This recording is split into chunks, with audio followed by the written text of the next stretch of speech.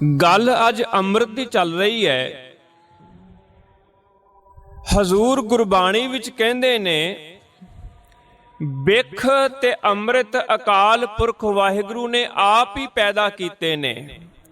बिख अमृत करतार उपाए, संसार बिरख को दोए फल लाए। इस संसार रूपी दरख्त दे विच दो फल लगे ने, एक अमृत दा फल है, एक जहर दा फल है। जीवां नूं पता कोई नहीं, बहुतात ऐसे ने जो केवल ते केवल जहर दे फल नूं तोड़दे ने ते जहर ही खाई जा रहे ने। सतगुरु ऐसा है जिन्हों पता है भी जहर दा फल केड़ा है, अमृत दा फल केड़ा है। सतगुरु किरपा करदा है, किरपा दे घर विच आके ते सारियां नूं होका देंदा है, वेखो जहर ना खाओ, जे जहर खाओगे तुहाडी मौत हो जाएगी। जहर दा फल तोड़ लिया, तुसी ओनू वरताओगे, दूजियां दी मौत हो जाएगी। तुसी आप भी जीवो, तुसी दूजियां नू भी जिवाओ, तुसी अमृत दा फल तोड़ो। सतगुरु अमृत नाल जान पछाण कराउंदा है। बड़ी किरपा हुई साडे उत्ते, सानू अमृत दी दात मिली। सिख दा जीवन ही अमृतमई है। धन गुरु नानक साहब जी तो लैके धन गुरु गोबिंद सिंह साहिब तक जिन्हें भी दिता अमृत दिता है। सिख नूं होर दिता की है? जदों उठण दा वेला आया, लोकां दे होर होर वेले होणगे, चेते रखियो सिख दा अमृत वेला है। सिख दी सवेर ही अमृत तो शुरू हो जाती है।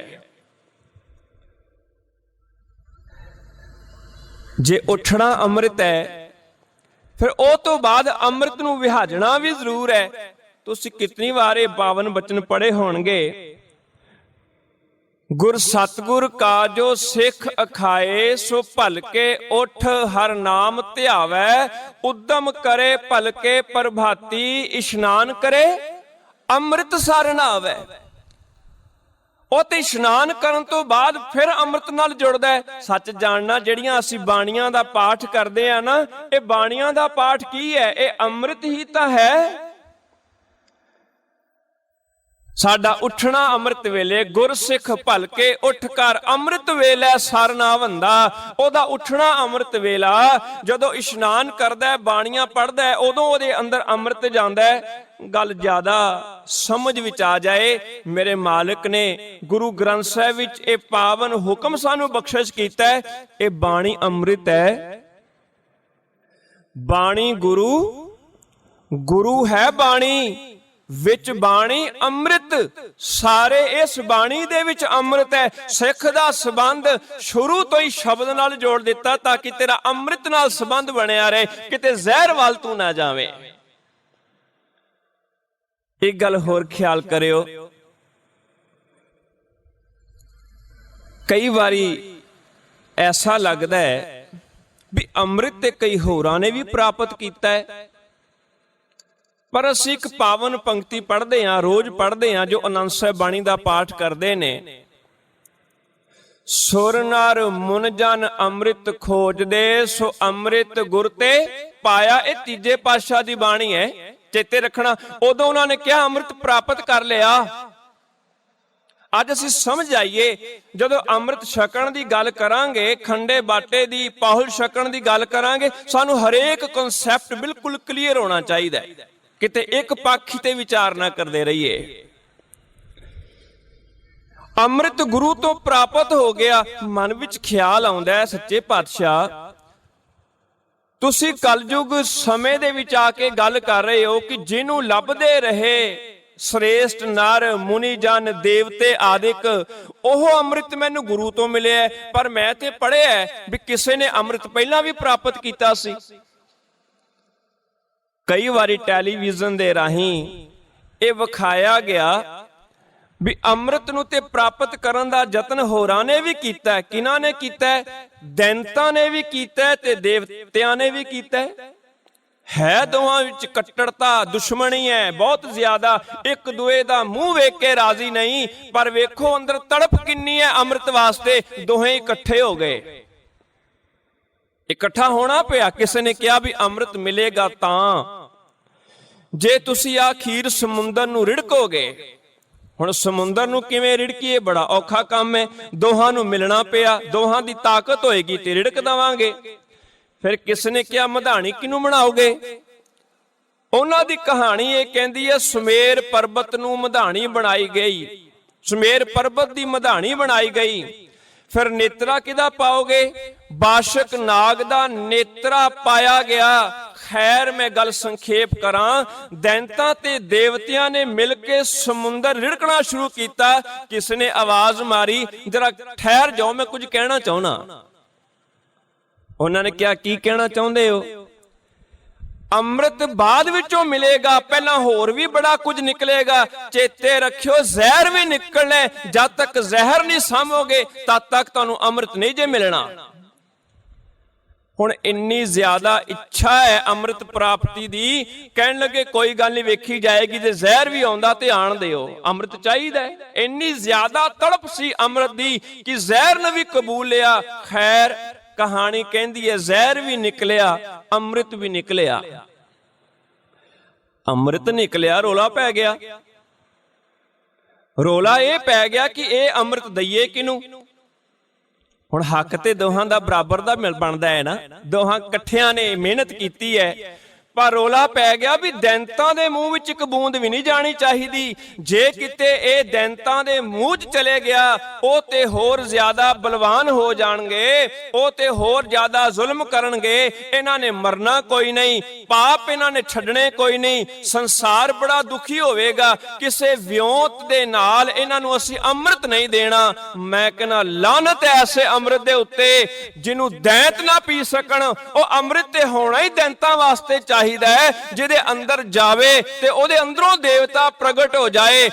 ਚੇਤੇ ਰੱਖਿਓ ਜੇ ਕਿਤੇ ਧੰਨ ਗੁਰੂ ਨਾਨਕ ਸਾਹਿਬ ਜੀ ਇਹ ਵੇਖਦੇ, ਕੋਡਿਆ ਤੈਨੂੰ ਰਾਖਸ਼ ਕਹਿੰਦੇ ਨੇ, ਤੈਨੂੰ ਮੈਂ ਬਾਣੀ ਦਾ ਅੰਮ੍ਰਿਤ ਨਹੀਂ ਦੇਣਾ। ਜੇ ਕਿਤੇ ਧੰਨ ਗੁਰੂ ਨਾਨਕ ਦੇਵ ਜੀ ਉਦੋਂ ਸੰਕੋਚ ਕਰ ਜਾਂਦੇ ਤੇ ਅੱਜ ਕੋਡੇ ਨੇ ਫਿਰ ਰਾਖਸ਼ ਦਾ ਰਾਖਸ਼ ਹੀ ਰਹਿ ਜਾਣਾ ਸੀ, ਉਹਨੇ ਕਦੇ ਦੇਵਤਾ ਨਾ ਸੀ ਬਣਨਾ। ਚੇਤੇ ਰੱਖਿਓ ਦਵਾਈ ਹਮੇਸ਼ਾ ਰੋਗੀਆਂ ਵਾਸਤੇ ਹੋਇਆ ਕਰਦੀ ਹੈ। ਜੇ ਰੋਗੀਆਂ ਨੂੰ ਕਿਹਾ ਜਾਏ ਜਾਓ ਦੌੜ ਜਾਓ, ਤੁਹਾਨੂੰ ਅਸੀਂ ਦਵਾਈ ਦਿੰਦੇ ਹੀ ਕੋਈ ਨਾ, ਫਿਰ ਉਹ ਠੀਕ ਕਿਵੇਂ ਹੋਣਗੇ? ਇਹ ਕੈਸਾ ਅੰਮ੍ਰਿਤ ਹੈ ਜਿਹਨੂੰ ਦੈਂਤ ਪੀ ਜਾਣ, ਹੋਰ ਜ਼ਿਆਦਾ ਭਿਅੰਕਰ ਦੈਂਤ ਬਣ ਜਾਣ। ਮਾਲਕ ਨੇ ਤੇ ਐਸਾ ਅੰਮ੍ਰਿਤ ਦਿੱਤਾ, ਐਸਾ ਅੰਮ੍ਰਿਤ ਦਿੱਤਾ, ਇਹਨੂੰ ਜੇ ਆਮ ਮਨੁੱਖ ਨੇ ਧਾਰਨ ਕੀਤਾ ਉਹ ਦੇਵਤਾ ਬਣ ਗਿਆ। ਇਸ ਕਰਕੇ ਹੱਥ ਜੋੜ ਕੇ ਉਪਮਾ ਗਾਇਨ ਕੀਤੀ, ਬਲਿਹਾਰੀ ਗੁਰ ਆਪਣੇ ਦਿਓਹਾੜੀ ਸਦਵਾਰ, ਜਿਨ ਮਾਨਸ ਤੇ ਦੇਵਤੇ ਕੀਏ ਕਰਤ ਨਾ ਲਾਗੀ ਵਾਰ। ਇੱਥੇ ਤੇ ਮਾਲਕ ਨੇ ਦੇਵਤਾ ਬਣਾ ਦਿੱਤਾ। ਖੈਰ ਕਹਾਣੀ ਕਹਿੰਦੀ ਹੈ ਅੰਮ੍ਰਿਤ ਨਿਕਲਿਆ, ਦੈਂਤਾਂ ਨੂੰ ਨਹੀਂ ਦਿੱਤਾ। ਦੇਵਤਿਆਂ ਵਿੱਚ ਵਰਤਾਇਆ ਤੇ ਅੰਮ੍ਰਿਤ ਖਤਮ ਹੋ ਗਿਆ। ਹੁਣ ਇੱਕ ਸਵਾਲ ਹੋਰ ਖੜਾ ਹੋ ਗਿਆ ਵੀ ਅੰਮ੍ਰਿਤ ਨਿਕਲਿਆ ਵੀ ਤੇ ਦੇਵਤੇ ਪੀ ਵੀ ਗਏ, ਅਸੀਂ ਕੀ ਕਰੀਏ? ਸਾਨੂੰ ਵੀ ਤੇ ਅੰਮ੍ਰਿਤ ਚਾਹੀਦਾ ਹੈ ਨਾ। ਉਹ ਤੇ ਥੋੜਾ ਜਿਹਾ ਨਿਕਲਿਆ ਤੇ ਪੀਣ ਵਾਲੇ ਪੀ ਗਏ, ਹੁਣ ਬਾਕੀ ਸੰਸਾਰ ਕੀ ਕਰੇਗਾ? ਜੇ ਅੱਜ ਚਾਹਨਾ ਹੋਵੇ ਅੰਮ੍ਰਿਤ ਦੀ, ਅਸੀਂ ਮੁੜ ਕੇ ਸਮੁੰਦਰ ਰਿੜਕੀਏ? ਸਮੁੰਦਰ ਤੇ ਰਿੜਕਿਆ ਕੋਈ ਨਹੀਂ ਜਾਣਾ। ਮੈਂ ਕਹਿੰਦਾ ਜੇ ਕਿਤੇ ਰਿੜਕਿਆ ਵੀ ਜਾਏ ਤੇ ਨਿਕਲਣਾ ਕੱਖ ਨਹੀਂ, ਕਹਾਣੀਆਂ ਕਹਾਣੀਆਂ ਹੀ ਹੋਇਆ ਕਰਦੀਆਂ ਨੇ, ਸੱਚ ਕੋਈ ਨਹੀਂ ਹੁੰਦਾ ਉਹਦੇ ਵਿੱਚੋਂ। ਕਹਾਣੀਆਂ ਕਹਾਣੀਆਂ ਹੀ ਹੋਇਆ ਕਰਦੀਆਂ ਨੇ। ਪਰ ਸਿੱਖਾ ਤੈਨੂੰ ਘਬਰਾਉਣ ਦੀ ਲੋੜ ਨਹੀਂ। ਜੇ ਕਿਤੇ ਤੇਰੇ ਮਨ ਵਿੱਚ ਚਾਹਨਾ ਆਵੇ ਮੈਂ ਅੱਜ ਅੰਮ੍ਰਿਤ ਪੀਣਾ, ਜੇ ਅੱਜ ਤੇਰੇ ਕੋਲ ਕੋਈ ਸਮੂਹ ਆ ਜਾਏ ਵੀ ਅਸੀਂ ਸੁਣਿਆ ਸਿੱਖਾਂ ਕੋਲ ਅੰਮ੍ਰਿਤ ਹੈਗਾ, ਅਸੀਂ ਪੀਣਾ ਚਾਹੁੰਦੇ ਆ, ਹੈਗਾ ਸਾਡੇ ਜੋਗਾ? ਕਿਤੇ ਤੁਸੀਂ ਪੀ ਪੀ ਕੇ ਮੁਕਾ ਤੇ ਨਹੀਂ ਦਿੱਤਾ? ਉਹ ਕਹੇਗਾ ਨਾ ਨਾ, ਪੀਣ ਦੀ ਤੇ ਗੱਲ ਹੀ ਛੱਡੋ, ਜੇ ਕਿਤੇ ਨਹਾਣ ਦਾ ਵੀ ਚਿੱਤ ਕਰੇ, ਇੰਨਾ ਅੰਮ੍ਰਿਤ ਹੈ ਸਿੱਖ ਕੌਮ ਕੋਲ, ਤੁਸੀਂ ਨਹਾ ਵੀ ਸਕਦੇ ਹੋ।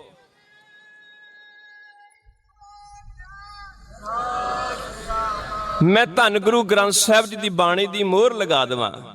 ਉਹ ਅੰਮ੍ਰਿਤ ਹਜ਼ੂਰ ਕਹਿੰਦੇ ਗੁਰ ਅੰਮ੍ਰਿਤ ਸਰ ਨਵਲਾਇਆ। ਗੁਰੂ ਨੇ ਅੰਮ੍ਰਿਤ ਦੇ ਸਰੋਵਰ ਵਿੱਚ ਨਿਵਾਲ ਕੇ ਰੱਖ ਦਿੱਤਾ ਜਿਹੜਾ ਵੀ ਗੁਰੂ ਦੇ ਕੋਲ ਆਇਆ। ਗੁਰ ਅੰਮ੍ਰਿਤ ਸਰ ਨਵਲਾਇਆ, ਸਭ ਲਾਥੇ ਕਿਲ ਵਿਖ ਪੰਗ। ਸਾਰੇ ਪਾਪ ਜਿਹੜੇ ਨੇ ਨਿਕਲ ਗਏ ਵਿੱਚੋਂ, ਮਨੁੱਖ ਪਵਿੱਤਰ ਹੋ ਗਿਆ।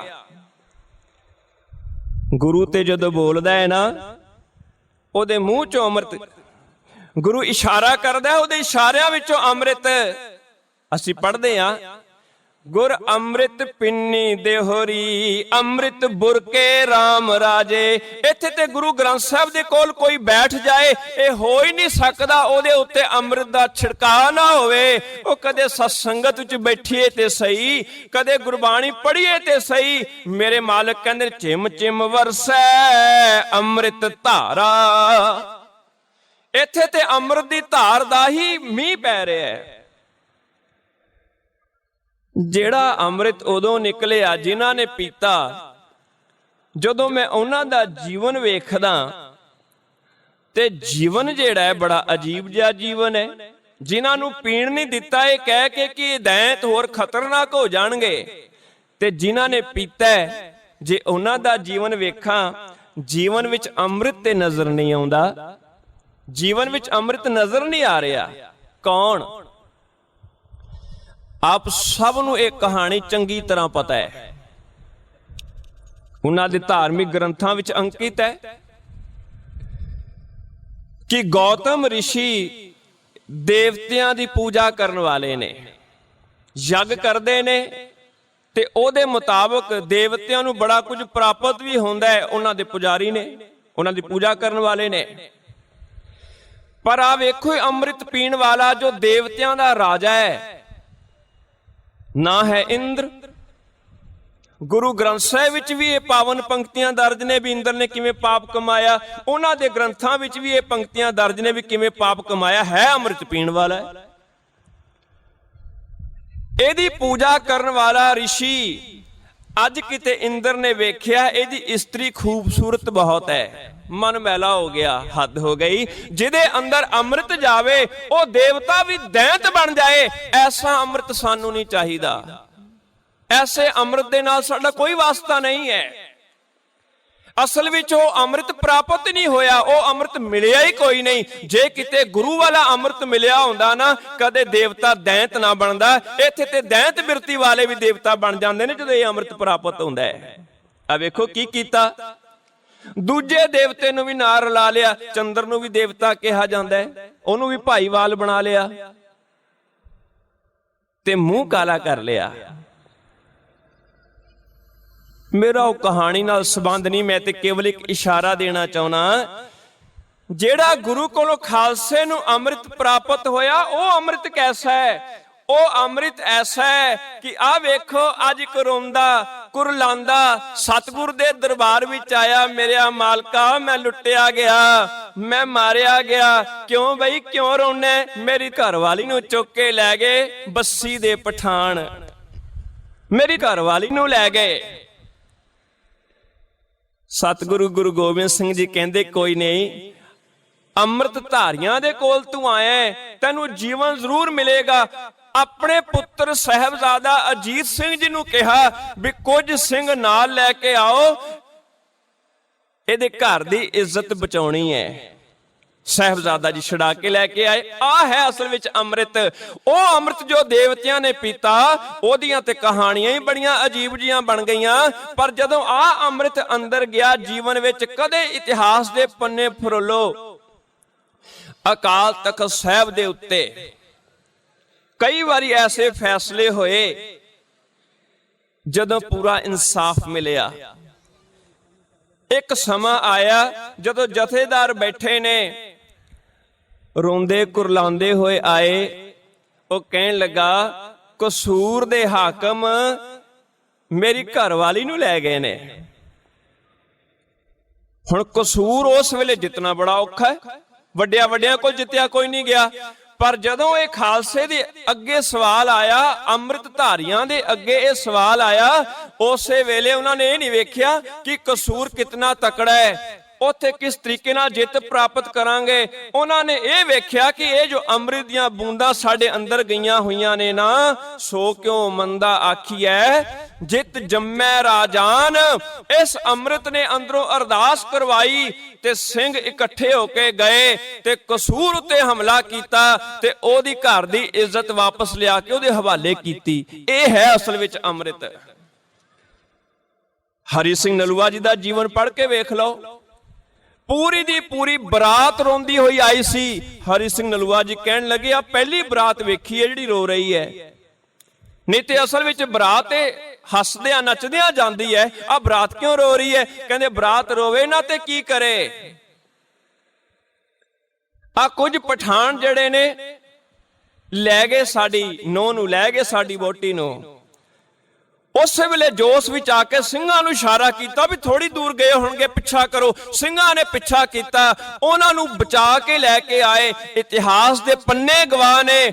ਉਹਨੇ ਕਿਹਾ ਵੀ ਹੁਣ ਮੈਂ ਇਹਨਾਂ ਦੇ ਨਾਲ ਨਹੀਂ ਜਾਣਾ, ਇਹ ਤੇ ਬਰਾਤ ਦੇ ਰੂਪ ਵਿੱਚ ਕਿੱਡੀ ਵੱਡੀ ਗਿਣਤੀ ਵਿੱਚ ਮੇਰੇ ਨਾਲ ਸਨ, ਪਰ ਮੇਰੀ ਇੱਜ਼ਤ ਨੂੰ ਬਚਾ ਨਹੀਂ ਸਕੇ। ਮੈਂ ਤੇ ਹੁਣ ਖਾਲਸੇ ਦੀ ਸੇਵਾ ਵਿੱਚ ਹੀ ਰਹਿਣਾ। ਦੋਹੇ ਹੀ ਪਤੀ ਔਰ ਪਤਨੀ। ਉਸ ਪਤਨੀ ਨੇ ਅੰਮ੍ਰਿਤ ਛਕ ਕੇ, ਨਾਮ ਉਹਦਾ ਹੈ ਹਰਸ਼ਰਨ ਕੌਰ, ਪਤੀ ਦਾ ਨਾਮ ਹੈ ਬੇਅੰਤ ਸਿੰਘ। ਆ ਹੈ ਅਸਲ ਵਿੱਚ ਖਾਲਸਾ, ਆ ਹੈ ਅੰਮ੍ਰਿਤ। ਜਿਸ ਅੰਮ੍ਰਿਤ ਦੀ ਕਹਾਣੀ, ਉਹ ਅੰਮ੍ਰਿਤ ਤੇ ਖਤਮ ਹੋ ਗਿਆ। ਉਹ ਅੰਮ੍ਰਿਤ ਹੁਣ ਸਾਨੂੰ ਮਿਲਣਾ ਕੋਈ ਨਹੀਂ। ਪਰ ਸਿੱਖਾ ਤੇਰੇ ਕੋਲ ਇੰਨਾ ਅੰਮ੍ਰਿਤ ਹੈ, ਜੇ ਤੂੰ ਰੋਜ਼ ਛਕੇ, ਦੂਜਿਆਂ ਨੂੰ ਛਕਾਵੇਂ। ਆਵਾਜ਼ ਮਾਰਿਆ ਕਰ, ਖਾਵੇ ਖਰਚੈ ਰਲ ਮਿਲ ਪਾਈ, ਖਾਵੇ ਖਰਚੈ ਰਲ ਮਿਲ ਪਾਈ, ਖਾਵੇ ਖਰਚੈ।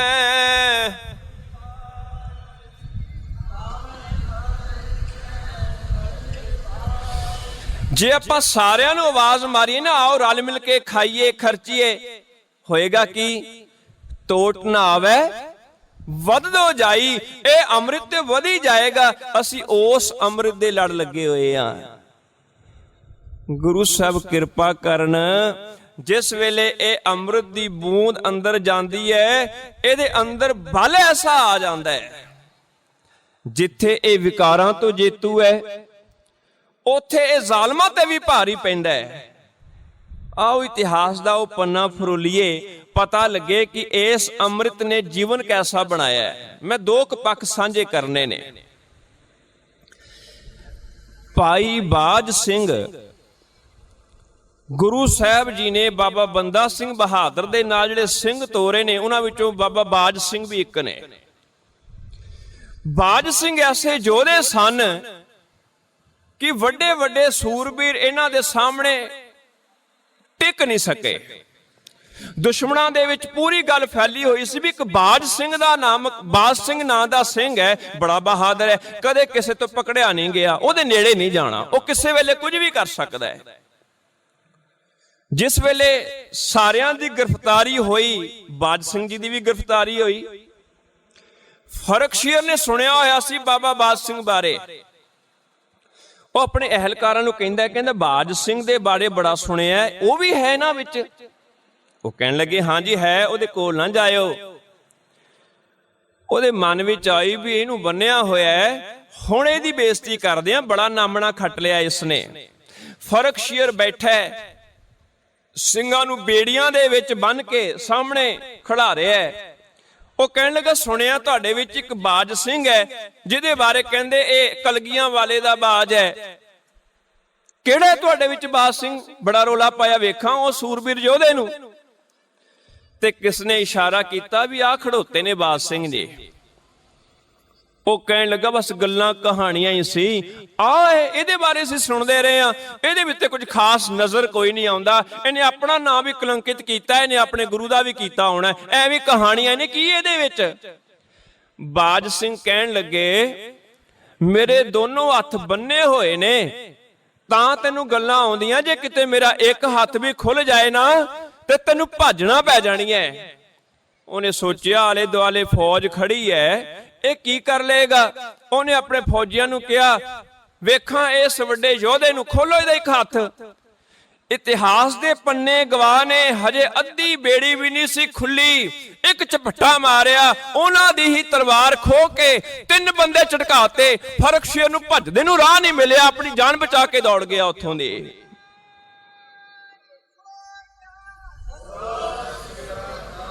ਆ ਹੈ ਅੰਮ੍ਰਿਤ।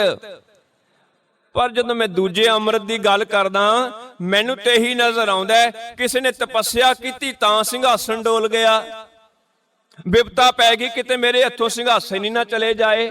ਅੱਜ ਕੱਲ ਟੈਲੀਵਿਜ਼ਨ ਦੇ ਵਿੱਚ ਹੀ ਬੜੇ ਨਾਟਕ ਦਿਖਾ ਰਹੇ ਨੇ, ਉਹ ਵਿਚਾਰਾ ਬੰਦਗੀ ਕਰ ਰਿਹਾ ਹੈ, ਉਹਦਾ ਬੰਦਗੀ ਕਰਨ ਵੇਲੇ ਉਹਦਾ ਸਿੰਘਾਸਣ ਡੋਲੀ ਜਾਂਦਾ ਹੈ। ਕੈਸਾ ਰਾਜਾ ਹੈ, ਉਹ ਵੀ ਦੇਵਤਿਆਂ ਦਾ ਰਾਜਾ, ਜਿਹੜਾ ਆਪਣੇ ਰਾਜ ਨੂੰ ਬਚਾ ਹੀ ਨਹੀਂ ਸਕਦਾ, ਘੜੀ ਮੁੜੀ ਡੋਲੀ ਜਾਂਦਾ ਹੈ। ਕਿੰਨੀ ਵਾਰ ਤੇ ਉਹਨੂੰ ਕੱਢ ਦਿੱਤਾ ਉਹਦੇ ਰਾਜ ਵਿੱਚੋਂ। ਕਿਆ ਸ਼ਕਤੀ ਹੈ ਉਹਦੇ ਕੋਲ। ਪਰ ਜਦੋਂ ਮੈਂ ਇਸ ਅੰਮ੍ਰਿਤ ਦੀ ਗੱਲ ਕਰਦਾ ਜੋ ਮੇਰੇ ਮਾਲਕ ਨੇ ਸਿੱਖਾਂ ਦੇ ਅੰਦਰ ਪਾਇਆ, ਉਹ ਕਦੇ ਵੀ ਨਹੀਂ ਡੋਲੇ, ਉਹਨਾਂ ਦਾ ਜੀਵਨ ਅਡੋਲ ਹੈ। ਡਿਗੇ ਨਾ ਡੋਲੇ ਦ੍ਰਿੜ ਕਰ ਰਹੇ ਹੋ ਬਾਣੀ ਪੜਨ ਵਾਲੇ, ਉਹਨਾਂ ਦੇ ਜੀਵਨ ਵਿੱਚ ਵੀ ਭਟਕਣਾ ਨਹੀਂ ਹੈ, ਡੋਲਣਾ ਨਹੀਂ ਹੈ। ਕਦੇ ਤੁਸੀਂ ਇਤਿਹਾਸ ਪੜ੍ਹ ਕੇ ਵੇਖੋ।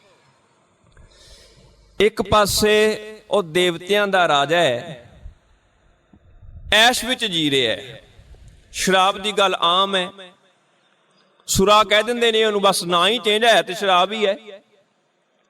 ਨਾਚ ਉੱਥੇ ਆਮ ਹੁੰਦੇ ਨੇ, ਅਪਸਰਾਵਾਂ ਕਹਦੀਆਂ ਗੱਲ ਕੀ ਹੋ ਗਿਆ। ਕਿਦਾਂ ਦਾ ਦ੍ਰਿਸ਼ ਹੈ, ਇਹ ਕਿਦਾਂ ਦਾ ਦ੍ਰਿਸ਼ ਹੈ। ਇਹ ਦੇਵਤਿਆਂ ਦਾ ਦ੍ਰਿਸ਼ ਹੈ, ਜਿੱਥੇ ਸ਼ਰਾਬਾਂ ਦੇ ਦੌਰ ਚੱਲਦੇ ਹੋਣ, ਜਿੱਥੇ ਨਾਚ ਹੁੰਦਾ ਹੋਵੇ ਇਸਤਰੀਆਂ ਦਾ, ਉਹਨਾਂ ਨੂੰ ਵੇਖ ਰਹੇ ਹੋਣ ਲੋਕ, ਇਹ ਦੇਵਤੇ ਤੇ ਨਹੀਂ ਲੱਗਦੇ।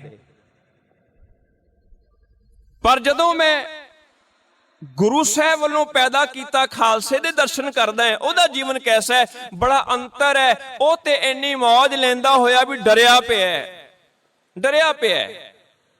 ਇੱਧਰ ਜੋ ਰਾਜ ਦੇ ਤਾਂ ਕਵਨ ਵਡਾਈ, ਜੋ ਭੀਖ ਮੰਗਾਵੇ ਤਾਂ ਕਿਆ ਘਟ ਜਾਈ। ਇੱਥੇ ਇੰਨਾ ਅਡੋਲ ਪੁਣਾ ਹੈ, ਜੇ ਕਿਤੇ ਸੱਚੇ ਪਾਤਸ਼ਾਹ ਤੂੰ ਰਾਜ ਵੀ ਦੇ ਦੇਵੇਂ ਖਾਲਸੇ ਨੂੰ, ਤਾਂ ਵੀ ਬਹੁਤਾ ਇੰਨਾ ਫੈਲ ਨਹੀਂ ਜਾਂਦਾ ਕਿ ਲੋਕਾਂ ਦੇ ਉੱਤੇ ਅਤਿਆਚਾਰ ਹੀ ਕਰਨ ਲੱਗ ਪਵੇ।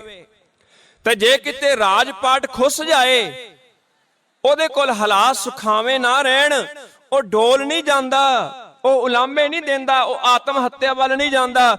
ਉਹ ਕਹਿੰਦਾ ਮੇਰਾ ਕੁਝ ਵੀ ਨਹੀਂ ਘਟਦਾ। ਉਧਰ ਉਹ ਵੇਖੋ ਸਭ ਕੁਝ ਭੋਗਦਾ ਹੋਇਆ ਵੀ ਡਰੀ ਜਾ ਰਿਹਾ ਹੈ, ਇਧਰ ਨਾ ਹੋਏ ਤਾਂ ਵੀ ਚੜ੍ਹਦੀ ਕਲਾ ਦੇ ਵਿੱਚ ਜੀਵਨ ਹੈ। ਉਹਦੇ ਤੇ ਸਭ ਕੁਝ ਖਾ ਰਿਹਾ ਹੈ ਨਾ, ਫਿਰ ਡਰਿਆ। ਇੱਧਰ ਜੇ ਭੁੱਖ ਦੇ ਤਾਂ ਤੁਝੇ ਰਾਦੀ, ਦੁੱਖ ਵੀ ਤੁਝੇ ਤੇ ਆਈ। ਇੱਥੇ ਤੇ ਜੇ ਭੁੱਖ ਵੀ ਦੇ ਦੇਵੇ ਤਾਂ ਵੀ ਮੈਂ ਤੇਰੀ ਆਰਾਧਨਾ ਕਰਾਂਗਾ। ਉੱਥੇ ਇਤਨੇ ਭੋਗ ਕੇ ਵੀ ਡਰਿਆ ਫਿਰਦਾ। ਸਾਨੂੰ ਐਸਾ ਅੰਮ੍ਰਿਤ ਨਹੀਂ ਚਾਹੀਦਾ ਜਿਹਨੂੰ ਦੇਵਤਾ ਪੀ ਲਏ, ਉਹਦੇ ਕਾਰਨਾਮੇ ਐਸੇ ਹੋ ਜਾਣ ਕਿ ਆਪਣੀ ਹੀ ਪੂਜਾ ਕਰਨ ਵਾਲੇ ਦਾ ਘਰ ਖਰਾਬ ਕਰ ਦੇਵੇ। ਸਾਨੂੰ ਤੇ ਉਹ ਅੰਮ੍ਰਿਤ ਚਾਹੀਦਾ ਜੋ ਆਪਣਾ ਘਰ ਵੀ ਬਚਾਵੇ, ਜੋ ਦੂਜਿਆਂ ਦਾ ਘਰ ਵੀ ਬਚਾਵੇ। ਇੱਕ ਗੱਲ ਹੋਰ ਖਿਆਲ ਕਰਿਓ, ਘੜੀ ਮੁੜੀ ਕਈ ਵਾਰ ਇਹ ਗੱਲ ਸਾਹਮਣੇ ਆ ਜਾਂਦੀ ਹੈ, ਆ ਹੁਣ ਵੀ ਆਪ ਜੀ ਸ਼ਰਵਣ ਕਰਕੇ ਹਟਿਓ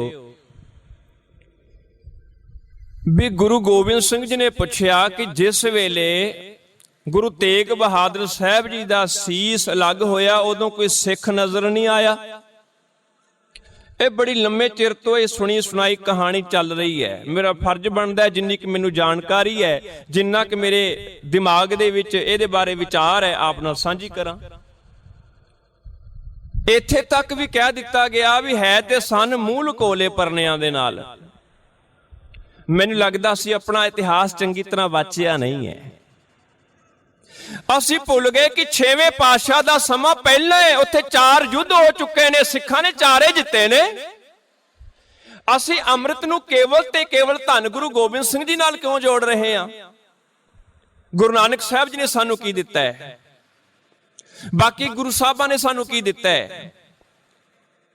ਬਾਰ-ਬਾਰ ਬਾਣੀ ਵਿੱਚ ਅੰਮ੍ਰਿਤ ਦੀ ਗੱਲ ਆ ਰਹੀ ਹੈ। ਇਹ ਬਾਣੀ ਜੋ ਧੰਨ ਗੁਰੂ ਗ੍ਰੰਥ ਸਾਹਿਬ ਵਿੱਚ ਦਰਜ ਹੈ, ਗੁਰੂ ਸਾਹਿਬ ਜੀ ਦੀ ਬਾਣੀ ਹੈ, ਉਹਦੇ ਵਿੱਚ ਅੰਮ੍ਰਿਤ ਸ਼ਬਦ ਕਿੰਨੀ ਵਾਰ ਆਇਆ ਹੈ? ਅੰਮ੍ਰਿਤ ਤੇ ਦਿੱਤਾ ਹੈ, ਅੰਮ੍ਰਿਤ ਬਾਣੀ ਹਰ ਹਰ ਤੇਰੀ। ਇਸ ਅੰਮ੍ਰਿਤ ਨੂੰ ਕਿਉਂ ਭੁੱਲ ਜਾਂਦੇ ਆ ਕਿ ਇਹ ਜਿਹੜਾ ਅੰਮ੍ਰਿਤ ਹੈ ਇਹ ਕੋਈ ਕਲਾ ਨਹੀਂ ਵਿਖਾਉਂਦਾ? ਹੱਦ ਹੋ ਗਈ। ਅਸੀਂ ਤੇ ਉਸੇ ਅੰਮ੍ਰਿਤ ਦੀ ਹਜ਼ੂਰੀ ਵਿੱਚ ਬੈਠੇ ਆ, ਉਸੇ ਨੂੰ ਆਪਣਾ ਗੁਰੂ ਕਹਿ ਰਹੇ ਆ, ਉਹਦੇ ਅੱਗੇ ਸੀਸ ਨਿਵਾ ਰਹੇ ਆ, ਪਰ ਅਸੀਂ ਭੁੱਲ ਜਾਂਦੇ ਆ ਧੰਨ ਗੁਰੂ ਨਾਨਕ ਸਾਹਿਬ ਤੋਂ ਲੈ ਕੇ ਹਰੇਕ ਗੁਰੂ ਨੇ ਇਸ ਅੰਮ੍ਰਿਤ ਨੂੰ ਰੱਜ ਰੱਜ ਕੇ ਵੰਡਿਆ ਹੈ, ਰੱਜ ਰੱਜ ਕੇ ਵੰਡਿਆ। ਤੇ ਕਿੱਦਾਂ ਹੋ ਸਕਦਾ ਹੈ ਵੀ ਇਸ ਅੰਮ੍ਰਿਤ ਦੇ ਨਾਲ ਕੋਈ ਕਲਾ ਨਾ ਵਾਪਰੀ ਹੋਵੇ?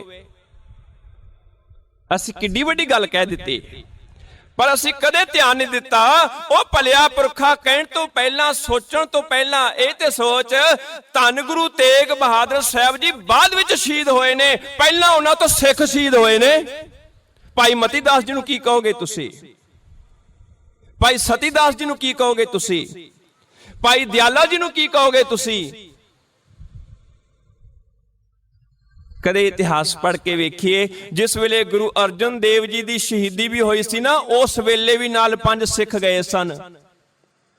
ਮੇਰਾ ਕਹਿਣ ਦਾ ਭਾਵ ਇਹ ਹੈ, ਕਿਤੇ ਇਹ ਨਾ ਸਮਝ ਲਈਏ ਕਿ ਜਿਸ ਵੇਲੇ ਧੰਨ ਗੁਰੂ ਗੋਬਿੰਦ ਸਿੰਘ ਜੀ ਬੈਠੇ, ਉਸ ਵੇਲੇ ਸਿੱਖਾਂ ਦੀ ਕੋਈ ਪਹਿਚਾਣ ਨਹੀਂ ਸੀ। ਭਲਿਓ ਕਦੇ ਕੈਲਕੂਲੇਸ਼ਨ ਤੇ ਕਰਕੇ ਵੇਖੋ, 1469 ਦਾ ਸਮਾਂ ਜਦੋਂ ਧੰਨ ਗੁਰੂ ਨਾਨਕ ਸਾਹਿਬ ਜੀ ਇਸ ਸੰਸਾਰ ਵਿੱਚ ਆਉਂਦੇ ਨੇ,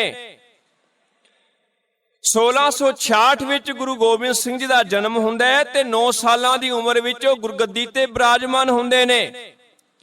1675 ਦਾ ਸਮਾਂ, 1469 ਤੋਂ ਲੈ ਕੇ 1675 ਦਾ ਸਮਾਂ 206 ਸਾਲ ਬਣਦੇ ਨੇ। ਭਲਿਓ ਬਾਕੀ ਗੁਰੂ 206 ਸਾਲ ਕੀ ਕਰਦੇ ਰਹੇ ਜੇ ਸਿੱਖਾਂ ਦੀ ਪਹਿਚਾਣ ਹੀ ਨਹੀਂ ਬਣੀ ਹਜੇ ਤੱਕ? ਸੋਚੀਏ, ਵਿਚਾਰੀਏ, ਗਹਿਰਾਈ ਤੱਕ ਜਾਈਏ ਤਾਂ ਕਿ ਸਾਨੂੰ ਅੰਮ੍ਰਿਤ ਦਾ ਪਤਾ ਲੱਗ ਸਕੇ। ਅੰਮ੍ਰਿਤ ਕੇਵਲ ਖੰਡੇ ਬਾਟੇ ਦੀ ਪਹੁਲ ਨੂੰ ਹੀ ਨਹੀਂ ਕਹਿਣਾ, ਇਹ ਬਾਣੀ ਵੀ ਅੰਮ੍ਰਿਤ ਹੈ, ਇਹ ਬਾਣੀ ਵੀ ਅੰਮ੍ਰਿਤ ਹੈ। ਆਹ ਜਿਹੜੀ ਕਲਾ ਵਰਤੀ ਹੈ, ਇਹਦੇ ਬਾਰੇ ਹੋਰ ਗਹਿਰਾਈ ਦੇ ਨਾਲ ਅਸੀਂ ਵਿਚਾਰ ਕਰਦੇ ਹਾਂ। ਸਿੱਖ ਸੂਰਬੀਰ ਹੈ, ਕੀ ਖਿਆਲ ਹੈ ਤੁਹਾਡਾ ਕਿ ਧੰਨ ਗੁਰੂ ਗੋਬਿੰਦ ਸਿੰਘ ਜੀ ਨੇ ਕਿਹਾ ਕਿ ਸੀਸ ਦਿਓ? ਹੋਰ ਗਹਿਰਾਈ ਵਿੱਚ ਜਾਓ। ਧੰਨ ਗੁਰੂ ਨਾਨਕ ਸਾਹਿਬ ਜੀ ਨੇ ਕਿਹਾ ਕਿ ਸੀਸ ਦਿਓ। ਪੇਪਰ ਤੇ ਧੰਨ ਗੁਰੂ ਨਾਨਕ ਸਾਹਿਬ ਜੀ ਨੇ ਤਿਆਰ ਕੀਤਾ ਹੈ, ਨਾਲ ਨਾਲ ਤਿਆਰੀ ਕਰਵਾਈ ਪੂਰੀ। ਅੱਜ ਤੇ ਪੇਪਰ ਲੈਣ ਦਾ ਦਿਨ ਹੈ। ਹੁਣ ਪਾਵਨ ਪੰਕਤੀ ਚੇਤੇ ਕਰੋ, ਧੰਨ ਗੁਰੂ ਨਾਨਕ ਸਾਹਿਬ ਦੇ ਬੋਲ ਨੇ, ਜੋ ਤੋ ਪ੍ਰੇਮ ਖੇਲਨ ਕਾ ਚਾਓ, ਸਿਰ ਤਰ ਤਲੀ ਗਲੀ ਮੇਰੀ ਆਓ। ਇਹ ਧੰਨ ਗੁਰੂ ਨਾਨਕ ਸਾਹਿਬ ਦੇ ਬੋਲ ਨੇ। ਪੇਪਰ ਤੇ ਧੰਨ ਗੁਰੂ ਨਾਨਕ ਸਾਹਿਬ ਦਾ ਤਿਆਰ ਕੀਤਾ ਹੋਇਆ ਹੈ। ਅੱਜ ਤੇ ਖਾਲਸਾ ਪਾਸ ਹੋਇਆ ਹੈ। ਗੁਰੂ ਸਾਹਿਬ ਜੀ ਨੇ ਐਸੀ ਤਿਆਰੀ ਕਰਵਾਈ ਹੈ ਕਿ ਉਹ ਅੱਜ ਸੁਰਖਰੂ ਹੋ ਗਿਆ। ਚੇਤੇ ਰੱਖਿਓ, ਗੱਲ ਮੈਂ ਸੰਖੇਪ ਕਰਾਂ ਕਿਉਂਕਿ ਸਮਾਂ ਬੜੀ ਤੇਜ਼ੀ ਨਾਲ ਦੌੜਦਾ ਹੈ। ਇੱਕ ਪਾਵਨ ਬਚਨ ਨੇ, ਸਹਿਜੇ ਰਚਿਓ ਖਾਲਸਾ। ਕਦੇ ਦੀ ਗਹਿਰਾਈ ਵਿੱਚ ਜਾਓ, ਸਹਿਜੇ ਰਚਿਓ ਖਾਲਸਾ। ਭਾਈ ਗੁਰਦਾਸ ਦੂਜਾ ਜੀ ਦੇ ਬਚਨ ਨੇ ਲਿਖੇ ਹੋਏ। ਸਹਿਜੇ ਦਾ ਕੀ ਮਤਲਬ ਹੁੰਦਾ ਹੈ? ਇੱਕ ਦਿਨ ਦੀ ਖੇਡ ਨਹੀਂ ਹੈ ਇਹ। ਮਾਰਿਆ ਸਿੱਕਾ ਜਗਤ ਵਿੱਚ, ਨਾਨਕ ਨਿਰਮਲ ਪੰਥ ਚਲਾਇਆ। ਨਿਰਮਲ ਔਰ ਖਾਲਸਾ, ਇਹਨੂੰ ਕੀ ਲੱਗ ਕਰੋਗੇ? ਇੱਕੋ ਤੇ ਮਤਲਬ ਹੈ ਦੋਵਾਂ ਦਾ। ਨਿਰਮਲ ਜਿਹਦੇ ਵਿੱਚ ਮੈਲ ਨਹੀਂ, ਖਾਲਸਾ ਜਿਹਦੇ ਵਿੱਚ ਮੈਲ ਨਹੀਂ। ਰਸਤਾ ਤੇ ਗੁਰੂ ਨਾਨਕ ਸਾਹਿਬ ਜੀ ਦਾ ਹੀ ਚਲਾਇਆ ਹੋਇਆ ਹੈ। ਧੰਨ ਗੁਰੂ ਨਾਨਕ ਸਾਹਿਬ ਜੀ ਦਾ ਜੀਵਨ ਵੇਖੋ, ਮੈਨੂੰ ਤੇ ਇੰਜ ਪ੍ਰਤੀਤ ਹੁੰਦਾ ਮੈਂ ਆਪਣੀ ਕਲਪਨਾ ਦੀ ਉਡਾਰੀ ਲਾਉਣ ਲੱਗਾ। ਹੁਣ ਕਲਪਨਾ ਦੀ ਉਡਾਰੀ ਲਗਾਉਣ ਲੱਗਾ। ਗੁਰੂ ਨਾਨਕ ਸਾਹਿਬ ਜੀ ਨੇ ਬੜੀਆਂ ਯਾਤਰਾਵਾਂ ਕੀਤੀਆਂ, ਕਿੰਨੇ ਹੀ ਭ੍ਰਮਣ ਕੀਤਾ, ਕਿੰਨੇ ਹੀ ਮੀਲਾਂ ਦਾ ਸਫ਼ਰ ਕੀਤਾ। ਮੈਨੂੰ ਇਉਂ ਜਾਪਦਾ ਜਿਵੇਂ ਫਸਲ ਉਗਾਉਣ ਤੋਂ ਪਹਿਲਾਂ ਬੀਜ ਦਾ ਛੱਟਾ ਦੇਣਾ ਪੈਂਦਾ ਹੈ। ਆਹ ਬੀਜ ਦਾ ਛੱਟਾ ਜਿਹਨੂੰ ਅਸੀਂ ਖਾਲਸਾ ਫਸਲ ਕਹਿ ਰਹੇ ਹਾਂ, ਇਹ ਧੰਨ ਗੁਰੂ ਨਾਨਕ ਸਾਹਿਬ ਜੀ ਨੇ ਘੁੰਮ ਘੁੰਮ ਕੇ ਸਾਰੇ ਪਾਸੇ ਦਿੱਤਾ ਹੈ। ਬੀਜਿਆ ਤੇ ਉਹਨਾਂ ਨੇ ਹੈ। ਫਿਰ ਜਦੋਂ ਬੀਜ ਬੀਜੀਏ ਉਦੋਂ ਨਦੀਨ ਕੱਢਣੇ ਪੈਂਦੇ ਨੇ ਵਿੱਚੋਂ। ਨਦੀਨ ਦਾ ਮਤਲਬ ਐਸੀਆਂ ਬੂਟੀਆਂ ਜੋ ਆਪਣੇ ਆਪ ਹੀ ਉੱਗ ਗਈਆਂ, ਅਸੀਂ ਉਗਾਈਆਂ ਕੋਈ ਨਹੀਂ। ਫਸਲ ਸਾਹਮਣੀ ਹੁੰਦੀ ਹੈ, ਆਪਣੇ ਆਪ ਉੱਗੀਆਂ ਬੂਟੀਆਂ ਸਿੱਟਣੀਆਂ ਪੈਂਦੀਆਂ ਨੇ। ਧੰਨ ਗੁਰੂ ਅੰਗਦ ਸਾਹਿਬ ਜੀ ਦਾ ਜੀਵਨ ਵੇਖੋ। ਜਿਸ ਵੇਲੇ ਧੰਨ ਗੁਰੂ ਨਾਨਕ ਸਾਹਿਬ ਜੀ ਦੀ ਹਜ਼ੂਰੀ ਵਿੱਚ ਆਏ, ਉਹਨਾਂ ਨੇ ਸਭ ਤੋਂ ਪਹਿਲਾਂ ਨਦੀਨ ਕੱਢੇ ਨੇ। ਅਸਲ ਵਿੱਚ ਇਸ ਖਾਲਸੇ ਦੀ ਫਸਲ ਦੇ ਵਿੱਚ ਕੋਈ ਹੋਰ ਨਾ ਪੈਦਾ ਹੋ ਜਾਏ। ਧੰਨ ਗੁਰੂ ਅੰਗਦ ਸਾਹਿਬ ਜੀ ਨੇ ਵੀ ਆਪਣੀ ਡਿਊਟੀ ਪੂਰੀ ਇਮਾਨਦਾਰੀ ਦੇ ਨਾਲ ਨਿਭਾਉਂਦਿਆਂ ਹੋਇਆਂ ਆਪਣਾ ਪਿਆਰਮਈ ਹੱਥ ਸਾਡੇ ਸਿਰ ਤੇ ਰੱਖਿਆ। ਗੁਰੂ ਅਮਰਦਾਸ ਜੀ ਦਾ ਜੀਵਨ ਪੜ੍ਹਦਾ, ਗੁਰੂ ਅਮਰਦਾਸ ਦੇ ਜੀਵਨ ਦੇ ਨਾਲ ਗਾਗਰਾਂ ਜੁੜੀਆਂ ਹੋਈਆਂ ਨੇ। ਉਹਨਾਂ ਨੇ ਸਤਿਗੁਰ ਜੀ ਦੇ ਇਸ਼ਨਾਨ ਵਾਸਤੇ ਗਾਗਰਾਂ ਭਰੀਆਂ ਨੇ। ਜਿਸ ਵੇਲੇ ਫਸਲ ਬੀਜੀ ਜਾਂਦੀ ਹੈ, ਉਸ ਵੇਲੇ ਪਾਣੀ ਦੀ ਵੀ ਲੋੜ ਪੈਂਦੀ ਹੈ। ਧੰਨ ਗੁਰੂ ਅਮਰਦਾਸ ਜੀ ਨੇ ਪਾਣੀ ਦੇ ਨਾਲ ਇਸ ਖਾਲਸੇ ਦੀ ਫਸਲ ਨੂੰ ਸਿੰਜਿਆ। ਚੇਤੇ ਰੱਖਣਾ, ਜਿਹੜੇ ਗੁਣ ਭਰੇ ਨੇ ਨਾ, ਅੱਜ ਸੰਗਤ ਤੇ ਪੰਗਤ ਦੀ ਗੱਲ ਕਰਦੇ ਆ, ਸੰਗਤ ਤੇ ਪੰਗਤ ਦੀ ਗੱਲ ਕਰਦੇ ਆ, ਇੱਕੋ ਬਾਟੇ ਵਿੱਚ ਸਾਰਿਆਂ ਨੂੰ ਅੰਮ੍ਰਿਤ ਛਕਾਉਣ ਦੀ ਗੱਲ ਕਰਦੇ ਆ, ਇੱਕ ਕਤਾਰ ਵਿੱਚ ਖੜਾ ਕਰਕੇ ਅੰਮ੍ਰਿਤ ਛਕਾਉਣ ਦੀ ਗੱਲ ਕਰਦੇ ਆ। ਧੰਨ ਗੁਰੂ ਨਾਨਕ ਸਾਹਿਬ ਤੋਂ ਸ਼ੁਰੂ ਹੋਈ ਗੱਲ ਹੈ।